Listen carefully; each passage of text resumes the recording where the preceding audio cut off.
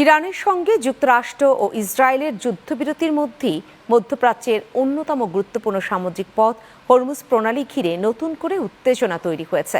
এমন প্রেক্ষাপটে বিশ্লেষকরা বলছেন, এই যুদ্ধের কারণে একদিকে যেমন পৃথিবীর নানান প্রান্তে অর্থনৈতিক সংকট দেখা দিচ্ছে, অন্যদিকে সামনে যুক্তরাষ্ট্রে মধ্যবর্তী নির্বাচন থাকায় যুদ্ধ নিয়ে ট্রাম্পের উপর রাজনৈতিক চাপ বাড়ছে।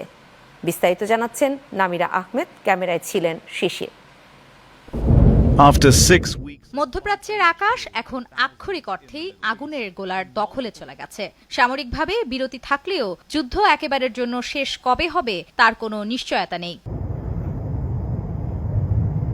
ঢাকা বিশ্ববিদ্যালয়ের আন্তর্জাতিক সম্পর্ক বিভাগের অধ্যাপক মোহাম্মদ তানজিম উদ্দিন খানের মতে, ভূ রাজনৈতিক উত্তেজনার কারণে বিশ্বব্যাপী অর্থনৈতিক বিভাজন বাড়ছে, যার প্রভাব দক্ষিণ এশিয়ার বাণিজ্য ও বিনিয়োগের ওপর পড়ছে। ট্রাম্পের এই যে ট্যারিফ নির্ধারণ সুনির্দিষ্টভাবে, তার সাথে তার রাজনৈতিক গোলকে সংশ্লিষ্ট করার মধ্য দিয়ে এই যে ব্যবস্থাটা আমরা এতদিন ধরে দেখে আসছিলাম সেই ব্যবস্থায় পরিবর্তন এসছে এবং এক ধরনের অর্থনৈতিক জাতীয়তাবাদের আমরা উন্মেষ দেখছি। 2026 সালের মধ্যবর্তী নির্বাচনকে সামনে রেখে চলমান যুদ্ধ ও ভূ রাজনৈতিক অস্থিরতা প্রেসিডেন্ট ডোনাল্ড ট্রাম্পের ওপর প্রবল অভ্যন্তরীণ রাজনৈতিক চাপ সৃষ্টি করেছে বলে মনে করেন আন্তর্জাতিক সম্পর্ক বিশ্লেষক ডক্টর ইমতিয়াজ আহমেদ।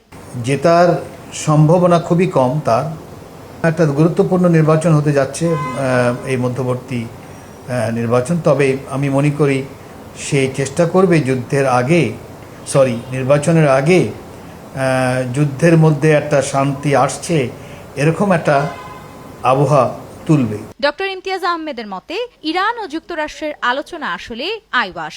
যেই মধ্যবর্তী নির্বাচন হতে যাচ্ছে সেখানে দুটো হাউসেই যদি রিপাবলিকানরা এবার হেরে যায়, তাহলে মোটামুটি একটা জিনিস নিশ্চিত যে ডোনাল্ড ট্রাম্পকে ইমপিচমেন্ট ফেস করতে হবে।